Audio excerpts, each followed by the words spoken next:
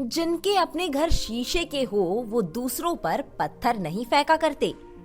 फिल्मी दुनिया से मोहब्बत करने वाला शायद ही कोई ऐसा शख्स होगा जिसे राजकुमार का बोला ये डायलॉग याद ना हो। जिनके अपने घर शीशे के हों वो दूसरों पर पत्थर नहीं फेंका करते। उनको इस दुनिया से गए हुए सालों हो गए, लेकिन उनका रौबदार लहजा और सख्त पर्सनालिटी आज भी लोगों के जहन में बरकरार है। राजकुमार का अंदाज रियल लाइफ में ही नहीं बल्कि रियल लाइफ में भी एकदम जुदा है। आइए आज की इस वीडियो में जानते हैं राजकुमार की रियल लाइफ से जुड़े कुछ खास किस्से। तो चलिए शुरू करते हैं।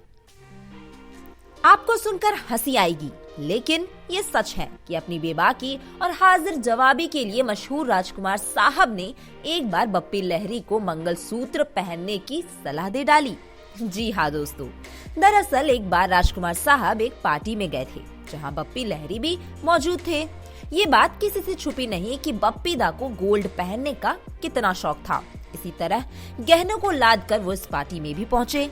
दोनों के बीच बातचीत का सिलसिला शुरू हुआ और राजकुमार साहब ने बप्पी जी से मजे मजे में कह दिया, आप तो एक से एक शानदार गहने पहने हो, सिर्फ एक मंगलसूत्र की कमी रह गई, वो भी पहन लेते।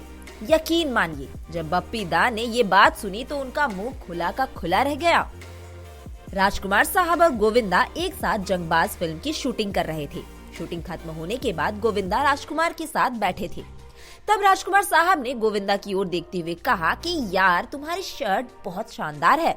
ये सुनकर गोविंदा खुश हो गए कि इतने बड़े स्टार को उनकी शर्ट पसंद आई। इसी खुशी में गोविंदा ने कहा कि सर आपको ये शर्ट पसंद है तो आप रख लीजिए।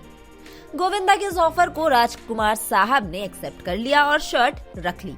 लेकिन 2 दिन बाद गोविंदा ने जो देखा वो हैरान करने वाला था। दरअसल गोविंदा की उस शर्ट से राजकुमार साहब ने एक रुमाल बनवा लिया था जो उनकी जेब में रखा हुआ था। दोस्तों, अगला किस्सा उस समय का है जब जीनत अमान फिल्म हरे रामा हरे कृष्णा से रातों रात स्टार बन गई थी। उनका गाना दम मारो दम लोगों की जुबान पर चढ़ गया। इस सफलता के बाद हर डायरेक्टर उनको अपनी फिल्म में लेने के लिए बेचैन था।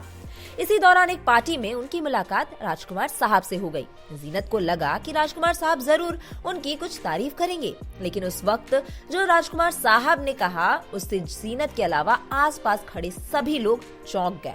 दरअसल राजकुमार साहब ने जीनत को सलाह दे डाली कि तुम इतनी सुंदर हो, फिल्मों में कोशिश क्यों नहीं करती।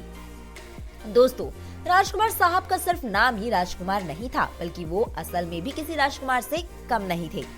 कहा जाता है कि फिल्म नीलकमल के शूट के टाइम पे वो इस बात पर अड़ गए कि नकली जेवर पहनकर काम नहीं करेंगे। डायरेक्टर को उनकी जिद के सामने झुकना पड़ा।